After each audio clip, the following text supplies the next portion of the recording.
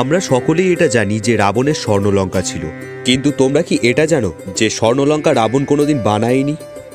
সেই স্বর্ণলঙ্কা রাবণ উপহার স্বরূপ পেয়েছিল।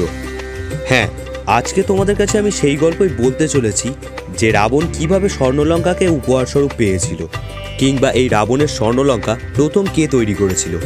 একবার মাতা লক্ষ্মী এবং নারায়ণ কৈলাসে আসেন হরপার্বতীর সাথে সাক্ষাৎ করতে। ওখানকার ঠান্ডা আবহাওয়া দেখে মাতা লক্ষ্মী মাতা পার্বতীর কাছে প্রশ্ন করেন। তিনি বলেন তিনি একজন রাজকন্যা হওয়ার পরেও তিনি এই ঠান্ডার মধ্যে কি করে নিজেকে মানিয়ে নিয়েছেন। তখন একথা শোনার পর মাতা পার্বতী উত্তর দিয়ে বলেন যে মহাদেবের প্রতি ওনার ভালোবাসার কারণে উনি সব কিছুকেই সহ্য করতে পারেন। এরপর অতিথি আপ্যায়ন সম্পন্ন হওয়ার পর মাতা লক্ষ্মী ও নারায়ণ বিদায় জানান এবং তার পাশাপাশি ওনারা ভগবান শিব এবং পার্বতীকে বৈকুণ্ঠে আসার নিমন্ত্রণ করেন। এরপর বেশ কিছুদিন কেটে যায়। হঠাৎই একদিন মাতা পার্বতী এবং দেবাদিদেব মহাদেব ঠিক করেন যে ওনারা বৈকুণ্ঠে লক্ষ্মীনারায়ণের সাথে সাক্ষাৎ করতে যাবেন।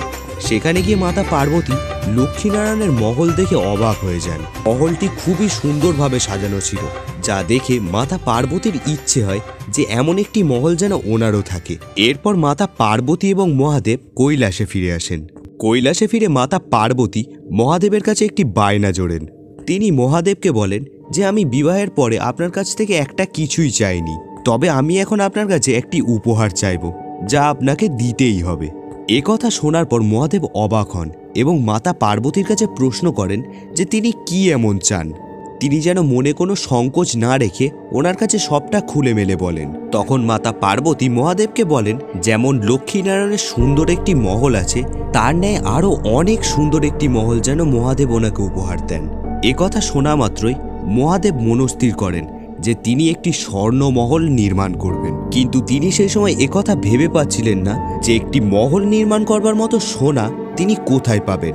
তখন তিনি ঠিক করেন ধনসম্পত্তির দেবতা ধনকুবেরের থেকে, যিনি ছিলেন সম্পর্কে রাবণের ভ্রাতা এবং সেই মহল নির্মাণে সাহায্য করেছিলেন বিশ্বকর্মা। মহল নির্মাণ কার্য যখন সম্পন্ন হলো তখন সেই মহল দেখে মাতা পার্বতী খুবই খুশি হয়, কিন্তু তখন মাতা পার্বতী ঠিক করেন এই মহলের গৃহপ্রবেশ অনুষ্ঠান যতক্ষণ না সম্পন্ন হচ্ছে তিনি এই মহলে নিবাস করবেন না। এ কথা শুনে মহাদেব ঋষি বিশ্রবাকে আমন্ত্রণ জানান। যথারীতি ঋষি বিশ্রবা মহাদেবের সেই স্বর্ণমহলের গৃহপ্রবেশের জন্য আসেন এবং তিনি সমস্ত পূজা সম্পন্ন করেন। এরপর পালা আসে ব্রাহ্মণ দানের। তখন মহাদেব ঋষি বিশ্রবার কাছে প্রশ্ন করেন যে তিনি দানস্বরূপ কি চান। আসলে ঋষি বিশ্রবার সেই স্বর্ণমহলটিকে খুবই পছন্দ হয়েছিল, সেহেতু তিনি ভুলবশত বলে ফেলেন যে তিনি সেই স্বর্ণমহলটিকেই চান।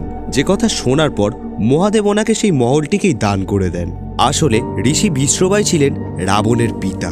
যেহেতু সেই স্বর্ণমহল মহাদেব ঋষি বিশ্রবাকে দান করেছিলেন, সেহেতু সেই মহল ছিল ঋষি বিশ্রবার সম্পত্তি। তাই পরবর্তীকালে সেই মহলই পিতৃ সম্পত্তি স্বরূপ দান হিসেবে পান। ওনার এই স্বর্ণমহলই পরবর্তীকালে ওনার অহংকার হয়ে দাঁড়ায়। তো এই ছিল কাহিনী রাবণের অহংকারের স্বর্ণলঙ্কা প্রাপ্তির। তো যাই হোক, আজকের ভিডিওটা এই পর্যন্তই। ভিডিওটা কেমন লাগলো তা কমেন্ট করে জানিও। তোমাদের কাছে যদি এই ধরনের কোনো পৌরাণিক গল্প থেকে থাকে তাহলে এই ভিডিও ডেসক্রিপশানে আমার ফেসবুকে এবং ইনস্টাগ্রামের লিঙ্ক দেওয়া আছে, তোমরা চাইলে সেখানে এসে আমাকে মেসেজ করতে পারো। তো ভিডিওটা যদি সত্যি ভালো লেগে থাকে তাহলে একটা করে লাইক করে দিও, আর কি সাবস্ক্রাইব করে নিও। তো দেখা হচ্ছে পরের কোনো এক ভিডিওতে। ততদিনের জন্য সুস্থ থাকো, ভালো থাকো, আর তথাস্তু ভিডিও অবশ্যই দেখতে থাকো। তো বিদায়।